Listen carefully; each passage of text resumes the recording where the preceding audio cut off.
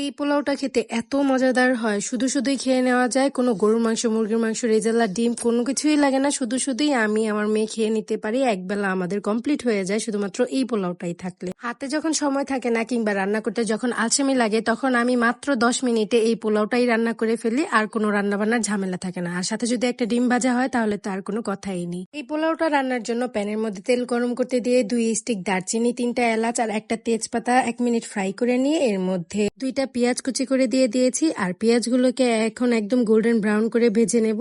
আর এটাকে একদম পোড়া পোড়া করবো না, এরকম যখন একটু গোল্ডেন ব্রাউন কালার চলে আসবে তখন এর মধ্যে 1 কাপ পরিমাণে চিনি গুঁড়া পোলাওর চাল ধুয়ে রেখে দিয়েছিলাম সেটা দিয়ে দিব। আর পোলাওর চালগুলোকে কিন্তু একবারের বেশি 2বার ধুয়ে নিই। পোলাওর চাল বেশিক্ষণ ধুলে এটার অরিজিনাল টেস্টটা চলে যায়, ঘ্রাণটা চলে যায়। এরপর এর মধ্যে 1 চা চামচের মতো আদা রসুন পেস্ট আর স্বাদ মতো লবণ দিয়ে দিয়েছি। এখন আদা রসুনটাকে পোলাওর সাথে 5 থেকে 7 মিনিটের মতো ফ্রাই করব। এই পর্যায়ে চুলার হিট একটু লো ফ্লেমে রাখতে হবে। পোলাওর চাল যত সুন্দর করে ভাজা হবে পোলাও রান্নার পর পোলাওটা খুব বেশি ঝরঝরে হবে। মানে ভাজার উপরে পোলাওর চাল ঝরঝরে হওয়াটা অনেকাংশে ডিপেন্ড করে, কারণ পোলাওর ভিতরে যে পানিটা থাকে সেই পানিটা কিন্তু এই ভাজার কারণেই একটু শুষে নেয়। পোলাও ভাজতে ভাজতে আমি অন্য একটি চুলায় গরম পানি বসিয়ে রেখেছিলাম। এখানে 1 কাপ পোলাও চালের জন্য আমি 2 কাপ সম পরিমাণে ফুটন্ত গরম পানি দিয়ে দিয়েছি।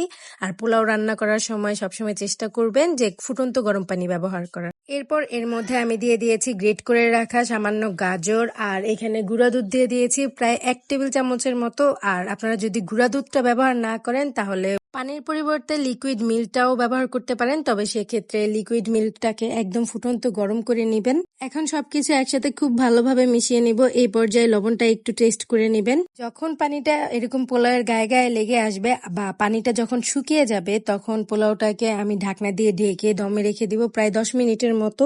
10 মিনিট পর ঢাকনা তুলে আমি পোলাওটাকে একবার নেড়ে দিব। আর দমে দেওয়ার সময় কিন্তু আমি পাতিলের নিচে একটা বড় তাওয়া ব্যবহার করেছি যাতে পোলাওগুলো নিচে লেগে না যায়। আর দমে দেওয়ার সময় আমি চুলার হিট একদম লো রেখেছিলাম।